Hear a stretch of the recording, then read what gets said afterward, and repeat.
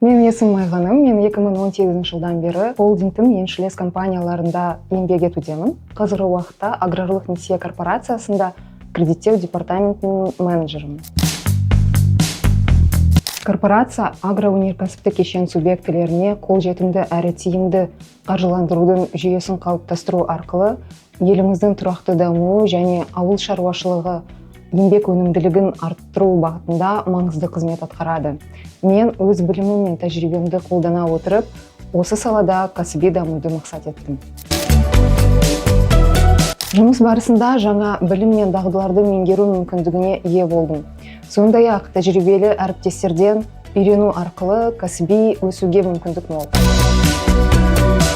Агроөнеркәсіптік кешен экономиканың аса маңызды секторы. Оның өркендеуі азық-түлік қауіпсіздігін қамтамасыз етіп қана қоймай, жалпы ұлттық өркендеуге серпін береді. Әр жоба өзіндік ерекшеліктерге ие және жаңа құзыреттерді талап етеді. Жобалар саланы жаңғыртуды ынталандыру, инфрақұрылымды дамыту, экспорттық әлеуетті қолдау және өңірлік дамуды қолдауға бағытталады. Әр жоба өзіндік ерекшеліктерге ие және жаңа құзыреттерді талап етеді. Жобалар саланы жаңғыртуды ынталандыру, инфрақұрылымды дамыту, экспорттық әлеуетті қолдау және ауылдық өңірлерді тұрақты дамуына бағытталған. Ең алдымен ашық, белсенді жауапкершілікті болу. Өз ісіне адал, дамуға ұмтылатын мамандар жоғары бағаланады. Сондай-ақ жаңа нәрсені үйренуден қорықпай, бастамашыл болу өте маңызды. Командалық рухты сезіну және ортақ мақсатқа бірге жету.